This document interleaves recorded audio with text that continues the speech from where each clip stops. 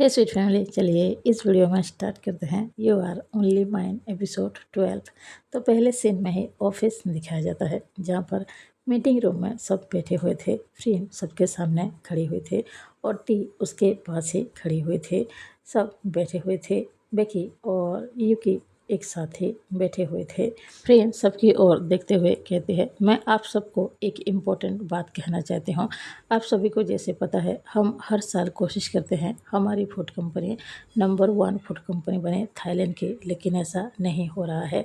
लेकिन मैं इस साल चाहती हूँ, चाहे कुछ भी हो जाए, हमारी food company number 1 food company बने। इसीलिए आप सबको ज़्यादा काम करना होगा, ज़्यादा अपने काम पर डेडिकेशन दिखाना होगा। हर कोई अपना बेस्ट दीजिए ताकि हमारी food company number 1 food company बन पाए। मैं नहीं चाहती हमारी कंपनी की किसी भी चीज़ पे थोड़ी सी भी मिस्टेक नज़र आए।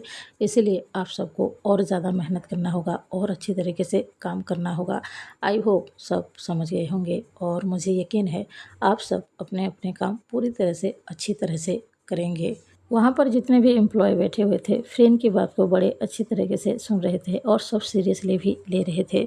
तभी फ्रेन एक ओल्ड मैन के सामने खड़ी हो जाती है, जिनकी एज लगभग 65 ईयर्स की होगी। फ्रेन उनके सामने खड़ी होती है और सबको देखते हुए कहती है, आज के बाद मिस्टर थोट हमारी कंपनी में जॉब नहीं करेंगे। जैसे ही मिस्टर थोट ये सुनते हैं, वो खड़े हो जाते हैं और बहुत ज़्यादा सैड नज़र आ रहे थे। उनको समझ में ये नहीं आ रहा था उनकी क्या गलती है जो फ्रेन उनको कंपनी से निकाल रही है। और जितने भी एम्प्लॉय वहाँ पर बैठे हुए थे, उनको भी थोड़ा सा शॉक लगता है, क्योंकि मिस्टर थोट अपने काम में बहुत ही ज़्यादा अच्छे हैं। वो ऑलवेज अपने काम पूरी तरह से कंप्लीट करते हैं और बहुत अच्छी तरीके से करते हैं। तो फ्रेन ऐसा क्यों कर रही है? वो आखिर मिस्टर थोट को कंपनी से फायर क्यों कर रही है? बेकी भी वहाँ पर बैठी हुई थी, उसे भी थोड़ा सा शौक लगता है, आखिर फ्रेन किसी को बेवजह इस कंपनी से क्यों निकाल रही है।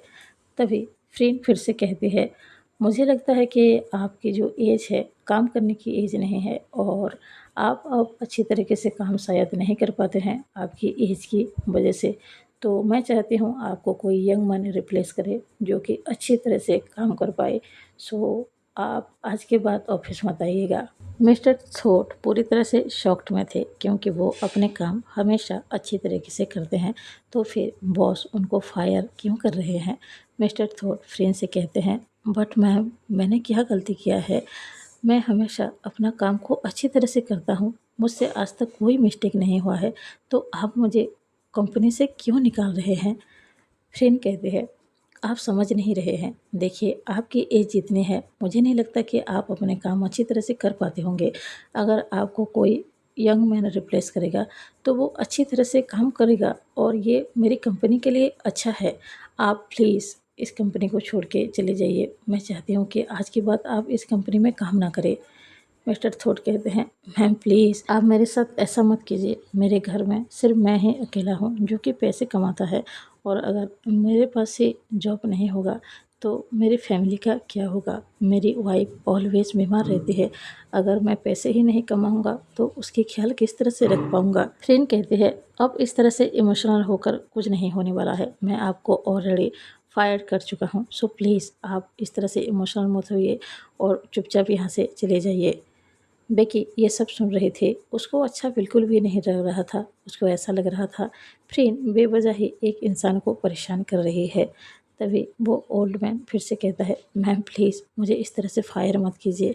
मेरे घर में कोई ऐसा इंसान नहीं है जो कि पैसे कमाएगा और मेरी वाइफ की ख्याल रखेगा। प्लीज़ मैम ऐसा मत कीजिए। तभी फ्रेंड कहती है, आप झूठ क्यों बोल रहे हैं? आपका एक सन तो है, मुझे पता है, तो वो तो पैसे कमा सकता है, तो आप इस तरह की बातें क्यों कर रहे हैं? और देखिए, मैं डिसीजन ले चुकी हूँ, मैं आपको ऑलरेडी फायर कर चुकी हूँ, तो आप बार बार मुझे इस तरह की बातें मत कहिए। फ्रेंड यही कहकर वहाँ से जा रही थी। वो ओल्ड मैन की आंखों से आंसू आ चुके थे। बेकी तभी उठ जाती है और कहती है, मैम आप ये रॉन्ग कर रही हैं। फ्रेंड जैसे ही ये सुनती है, वो पीछे मुड़ती है। उसको अच्छी तरह से पता है कि ये बेकी ने ही कहा है। वो बेकी की ओर देखती है। बेकी अभी खड़ी हुई थी और फ्रेंड को ही देखे जा रही थी। पीछे जितने भी एम्प्लॉय बैठे हुए थे, सब एक दूसरे के साथ बात कर रहे थे और उनको भी बहुत ज़्यादा डर लग रहा था, क्योंकि आज से पहले इस कंपनी में ऐसा कभी भी नहीं हुआ है कि फ्रीन के खिलाफ़ किसी ने कुछ भी बोला हो, उनके डिसीज़न के खिलाफ़ किसी ने कुछ भी कहा हो। फ्रीन बेकी के पास जाती है और उसके सामने खड़ी हो जाती है और कहती है, क्यों मिस बेकी, आपको क्या प्रॉब्लम है? बेकी कहती है, मैम आप जो भी कर रही हैं ये बहुत ज़्यादा रॉन्ग है। वो अपने काम में परफेक्ट हैं, अच्छी तरह से काम कर रहे हैं, चाहे वो उनकी जितनी भी एज हो, वो अपने काम तो कर रहे हैं ना, तो फिर आप उनको फायर क्यों कर रहे हैं? फ्रेन को बहुत ज़्यादा गुस्सा आ रहा था। वो बॉस बेकी की ओर देखकर घूरे ही जा रहे थे। आज से पहले ऐसा कभी भी नहीं हुआ है कि किसी एम्प्लॉय ने उसको इस तरह से टोका हो। फ्रेन कहती है, मिस रिवेका आर्मस्ट्रॉन्ग, आपको क्या लगता है मुझे अपने कंपनी को लेकर डिसीजन लेना नहीं आता? बेकी कहती है, नो मैम, मैंने ऐसा बिल्कुल भी नहीं कहा। मैं बस इतना कह रही हूँ, जिनको अच्छी तरह से काम करना आता है उनको आप बेवजह फायर क्यों कर रहे हैं? और वो कह रहे हैं उनके हाउस में सिर्फ वही अकेले हैं जो कि पैसे कमाते हैं, तो आप उन्हें क्यों फायर कर रहे हैं? आप उनकी और एक बार देखिए, वो कितने ज़्यादा इमोशनल है। फ्रेन को बहुत ज़्यादा गुस्सा आ रहा था। फ्रेन बेकी को कहती है, मेरी कंपनी इमोशनल से नहीं चलती है, मेरी कंपनी मेरे हिसाब से चलती है। मेरी कंपनी के लिए क्या अच्छा है, क्या बुरा है, मुझे अच्छी तरीके से पता है। आपको मुझे बताने की कोई ज़रूरत नहीं है। बेकी फिर से कहती है, बट मैम आप समझ नहीं रहे हैं, आप किसी इनोसेंट पर्सन को बेवजह फायर कर रहे हैं। उनकी कोई गलती नहीं है। क्या उनके कोई काम में कोई प्रॉब्लम है? क्या वो अपने काम अच्छी तरह से नहीं कर रहे हैं? तो आप बताइए ना, वो अपने काम को सुधारेंगे। आप बेवजह ही उन्हें फायर कर रहे हैं, जबकि वो अपने काम में पूरी तरह से परफेक्ट हैं। तो ये तो रॉन्ग है ना? फ्रेन को और भी ज़्यादा गुस्सा आ रहा था बेकी की इन सारी बातों से। फ्रेन कहती है, आप शायद भूल रहे हैं, मैं इस कंपनी की बॉस हूँ और जो मैं चाहती हूँ वही होता है। मैं इनको इस कंपनी से फायर कर चुकी हूँ और आपकी ये सारी बकवास बातों से मुझे कोई भी इंटरेस्ट नहीं है। और आपको अगर इतनी ही तकलीफ़ हो रही है तो आप खुद ही इनकी जगह आज के बाद काम करेंगे। और यहाँ पर जितने भी लोग बैठे हुए हैं सब कान खोल के सुन लीजिए, आज के बाद मिस्टर थोट की जगह मिस बेकी ही काम करेंगे। वो अपना जॉब तो ज़रूर करेंगे, लेकिन साथ साथ वो मिस्टर थोट के हर एक काम करेंगे।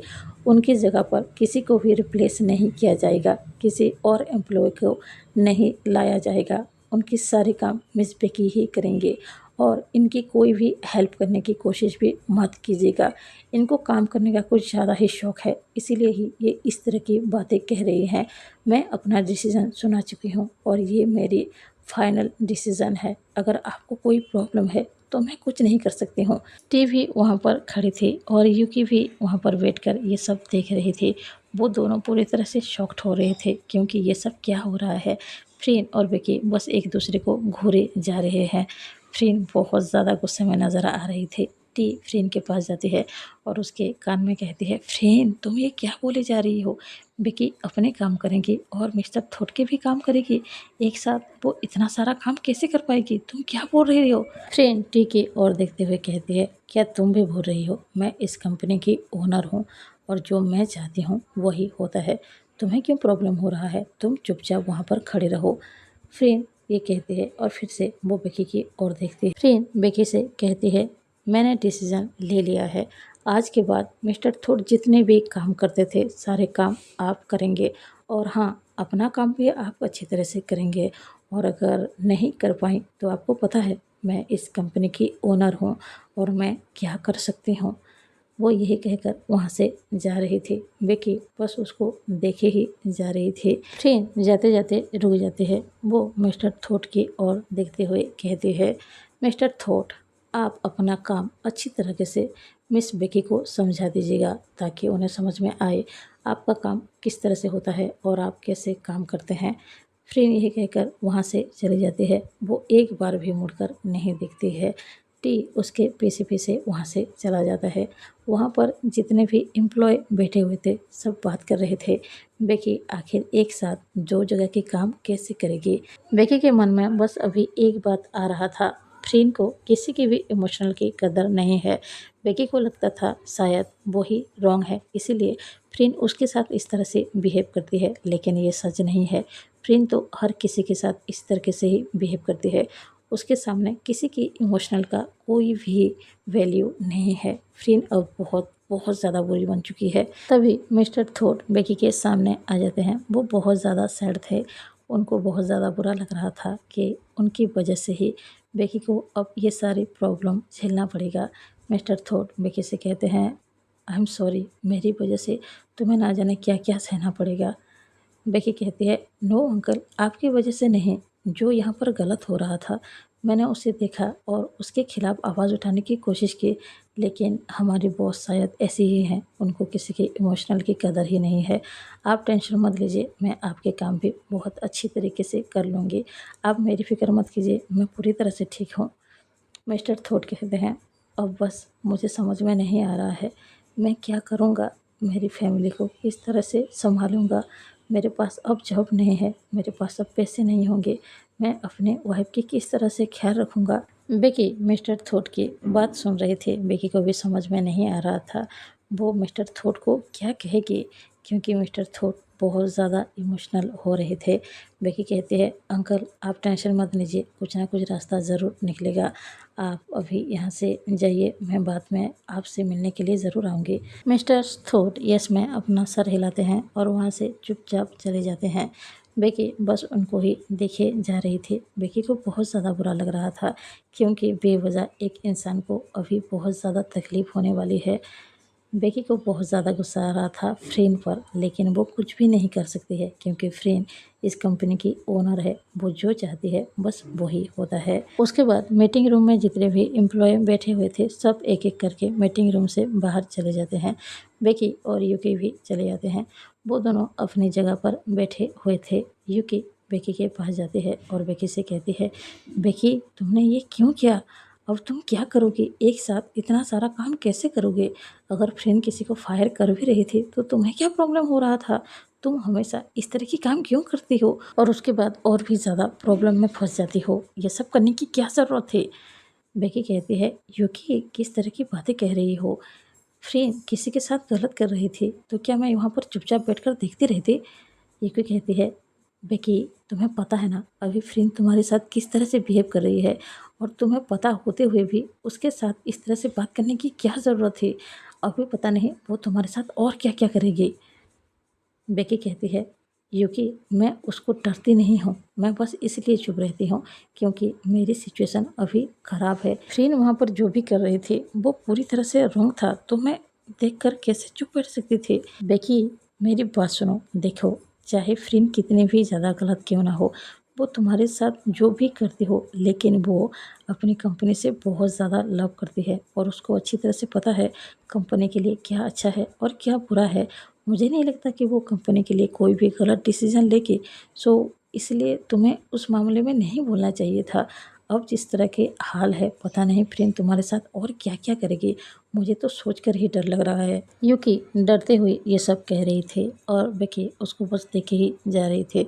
तभी वहाँ पर एक असिस्टेंट आ जाता है। दरअसल वो मिस्टर थोर जो भी काम करते थे वो सारा काम बेकी को समझाने के लिए आया था। मिस्टर थोर टेस्टिंग डिपार्टमेंट में थे। कोई भी फूड होता था तो उसका क्वालिटी चेक करते थे, उसका टेस्ट चेक करते थे, और अगर उसमें कुछ गलत होता था तो उसको सुधारते थे। बेकी ये सारी बातें अच्छी तरह से समझ लेती है और उसके थोड़ी देर बाद ही वो उस जगह पहुंच जाते हैं जहां पर मिस्टर थोट काम करते थे। वो सारी जगह को अच्छी तरह से देख रहे थे। उस डिपार्टमेंट में और भी जो लोग काम करते थे वो बेकी को आकर और भी कुछ चीज़ें समझा देते हैं। नेक्स्ट सीन में फ्रेन को दिखाया जाता है जो कि अपने केबिन में ही बैठी हुई थी। अब भी वो बेकी से बहुत ज़्यादा गुस्सा थी। उसको ऐसा लग रहा था जैसे बेकी ने जानबूझकर सबके सामने उसकी इंसल्ट किया है, क्योंकि आज से पहले कभी ऐसा नहीं हुआ है कि उसके डिसीजन के खिलाफ कोई भी गया हो और उसको इस तरह से बातें कही हो। फ्रेन को बहुत ज़्यादा गुस्सा आ रहा था। तभी उस रूम में टी आ जाती है। वो देखती है फ्रेन अब भी बहुत ज़्यादा गुस्से में है। टी कहती है, फ्रेन रिलैक्स, जो हो गया उसे भूल जाओ। देखो बेकी ने जो भी देखा वहाँ पर उसको गलत लगा, इसलिए ही उसने कह दिया, और तुम भी बताओ वहाँ पर तो गलत हो रहा था ना, उसे कैसे पता कि तुम मिस्टर थॉट को क्यों निकाल रहे थे? फ्रेंड खड़ी हो जाती है और कहती है, अगर उसको कुछ पता ही नहीं होता है तो फिर उसको हर बात पे प्रॉब्लम क्यों होती है? टी कहती है, फ्रेंड बेकी को ये नहीं पता था तुम मिस्टर थोट को क्यों फायर कर रही हो। तुम मिस्टर थोट की हेल्थ को लेकर उन्हें फायर किया है। वो काम कर करके बहुत ज़्यादा थक जाते थे और इसी वजह से ही तुमने उन्हें फायर किया है और तुम उनकी पूरी तरह से हेल्प करोगी। ये बात सिर्फ मुझे पता है और इस कंपनी की किसी को भी नहीं पता है और बेकी को भी नहीं पता है, तो वो इस तरह से ही रिएक्ट करेगी ना। तुम ही बताओ, वहाँ पर जो भी हो रहा था वो गलत था। किसी को भी ऐसा ही लगेगा कि तुम बेवजह किसी इंसान को टॉर्चर कर रही हो, बेवजह ही इस कंपनी से फायर कर रही हो। तो उसने जो देखा उसी तरह से रिएक्ट किया, तो इसमें गलत क्या है। फ्रेंड को अब भी गुस्सा आ रहा था। वो टी से कहती है, तो तुम्हें क्या लगता है मैं रॉन्ग हूँ और वो राइट है? तुम्हें क्या लगता है मैंने किसी ओल्ड मैन को इस कंपनी से फायर किया है इसलिए उसको बुरा लगा है और उसने कहा है नहीं ये सच नहीं है, उसको बस मुझे सबके सामने इंसल्ट करना था इसीलिए ही इस तरह की बकवास कर रही थी। टी कहती है, फ्रेंड ऐसा बिल्कुल भी नहीं है, बेकी ऐसी नहीं है। फ्रेंड कहती है, तुम मुझसे ज़्यादा जानती हो बेकी को, मुझे अच्छी तरह से पता है वो लड़की किस तरह की है। मुझे तुम मत सिखाओ, मुझे अच्छी तरह से पता है उसने ऐसी हरकत क्यों की है। टी एक गहरी सांस लेती है और कहती है, फ्रेंड और उसके बाद जो तुमने किया क्या वो सही था? फ्रेंड कहती है, टी क्या तुम भूल गई हो उसने मेरे साथ किस तरह से बात किया था। उसने सबके सामने मेरी इंसल्ट की थी। अब उसको अच्छी तरह से समझ में आएगा जब उसको दो जगह की काम करना पड़ेगा, उसे दिन रात काम करना पड़ेगा और तब उसको समझ में आएगा उसने अपने बॉस के साथ किस तरह से बिहेव किया है और उसी की ही सज़ा उसको मिल रही है। उसको भी तो समझना चाहिए ना कि मैं इस कंपनी की ओनर हूँ, अगर कोई मुझसे इस तरह से मिसबिहेव करेगी तो उसको यही सज़ा मिलेगा। फ्रेंड तुम मुझे एक बात बताओ, अगर बेकी की जगह कंपनी की कोई और एम्प्लॉय होती तो क्या तुम उसे भी यही पनिशमेंट देते? टी पूछती है। फ्रेंड बस टी की ओर ही देखती है और कोई भी आंसर नहीं देती। वो अब भी बेकी से गुस्सा थे। नेक्स्ट सीन में बेकी को दिखाया जाता है, वो अभी भी टेस्ट डिपार्टमेंट में ही खड़ी थी। वो कुछ चीज़ों को देख रही थी और समझने की कोशिश कर रही थी। कुछ डिश रेडी थे जो कि अब टेस्ट करना बाकी है और टेस्ट करने के बाद जब सब कुछ सही होता है तो सारा फूड पैकेजिंग के लिए चला जाता है और जब टेस्ट करने की बारी आती है तो वहाँ पर फ्रेंड भी आती है और वो सारे डिश को टेस्ट करती है और उसको सब कुछ अगर ठीक लगता है उसके बाद ही पैकेजिंग के लिए जाता है। तभी फ्रेन और टी वहाँ पर पहुँचते हैं। बेकी फ्रेन को देखती है। फ्रेन बस उसको देख रही थी और घूर रही थी क्योंकि फ्रेन अभी बेकी से गुस्सा थे। उसके बाद सब बैठ जाते हैं। जितना भी फूड अभी रेडी था सारे फूड को अभी टेस्ट करने की बारी थी। फ्रेन और टी बैठ जाते हैं और बेकी भी वहाँ पर बैठ जाती है और टेस्टिंग डिपार्टमेंट में जितने भी लोग काम करते थे सब बैठे हुए थे। उसके बाद सब एक एक करके सारे डिश को टेस्ट करते हैं। सबको सारे डिश अच्छे लगते हैं। फ्रेंड को भी सारे डिश परफेक्ट लगते हैं। फ्रेंड स्माइल करते हुए कहती है, ये सारे डिश बहुत ज़्यादा अच्छे हैं तो आप सब इन्हें आप पैकेजिंग के लिए भेज सकते हैं। तभी बेकी कहती है, नो मुझे एक डिश में थोड़ी सी गड़बड़ लगा, ये पूरी तरह से परफेक्ट नहीं है। फ्रेंड उसकी ओर देखती है। फ्रेंड को ऑलरेडी ही बेकी पर बहुत ज़्यादा गुस्सा आ रहा था और अभी फिर से बेकी ने ये कह दिया। फ्रेंड कहती है, मिस बेकी अब तुम्हें कौन सी चीज़ अच्छी नहीं लगी? बेकी कहती है, ये राइस केक में थोड़ी सी प्रॉब्लम है, ये उतना भी टेस्टी नहीं है। फ्रेंड कहती है, तो तुम्हारे कहने का मतलब ये है हम सब जितने भी यहाँ पर बैठे हुए हैं किसी को भी आइडिया नहीं है फूड के मामले में, सिर्फ तुम्हें पता है? बेकी कहती है, नो मैम मैंने ऐसा नहीं कहा, राइस केक और भी ज़्यादा टेस्टी बन सकते हैं। मैं सिर्फ ये कह रही हूँ इसमें थोड़ी सी कमी है, इसको और भी ज़्यादा सुधारा जा सकता है और भी ज़्यादा टेस्टी बनाया जा सकता है, मैं बस यही कह रही हूँ। फ्रेंड खड़ी हो जाती है और कहती है, मिस बेकी आपको क्या लगता है आप हर मामले में सब कुछ जानते हैं? यहाँ पर जितने लोग भी बैठे हुए हैं सब इस काम में परफेक्ट हैं, सबको पता है कौन सा डिश परफेक्ट है और नहीं है। अगर ये लोगों को लग रहा है सब कुछ ठीक है तो तुम्हें ऐसा क्यों लग रहा है कि ये टेस्टी नहीं है? बेकी कहती है, मैम आप समझ नहीं रही हैं, मैं बस इतनी कह रही हूँ कि इस डिश को और भी ज़्यादा टेस्टी किया जा सकता है। आप खुद ही सोचिए हमारी अगर हर डिश टेस्टी होगा और भी ज़्यादा सेल होगा। फ्रेंड कहती है, ओह तो तुम्हें सब कुछ ज़्यादा ही पता है। तो फिर ठीक है, तुम राइस केक को परफेक्ट बनाओ। जब तक ये पूरी तरह से टेस्टी नहीं बन जाती तब तक तुम राइस केक बनाते रहो। मैं हर बार आकर चेक करूँगी और अगर मैं यहाँ पर नहीं आ पाई तुम खुद जाकर मुझे टेस्ट करवाओगी। जब तक मैं पूरी तरह से परफेक्ट ना कहूँ तब तक तुम राइस केक बनाते ही रहोगी, चाहे उसके लिए कितने भी घंटे क्यों ना लग जाए, चाहे 24 घंटे लगे या फिर उससे भी ज़्यादा। जब तक मैं इस डिश को पूरी तरह से परफेक्ट नहीं कहती तब तक तुम राइस केक बनाती रहोगी, समझ गई? फ्रेंड बहुत ज़्यादा गुस्से से ये कह रही थी। बेकी को भी समझ में आ रहा था फ्रेंड उसको बस ये इसलिए कह रही है क्योंकि वो बहुत ज़्यादा गुस्से में है। बेकी भी खड़ी हो जाती है और कहती है, यस मैम, जब तक राइस केक पूरी तरह से परफेक्टली टेस्टी नहीं बन जाता तब तक मैं इसको बनाते ही रहूँगी। तो यहाँ पर ही ये एपिसोड एंड होता है। मिलते हैं नेक्स्ट एपिसोड में। नेक्स्ट एपिसोड में कुछ मज़ेदार आने वाला है, तो थोड़ा सा वेट कीजिए। और आप सबको ये एपिसोड कैसा लगा प्लीज़ कमेंट बॉक्स में ज़रूर बताइएगा। अगर थोड़ा सा भी अच्छा लगा हो तो एक लाइक ज़रूर कीजिएगा।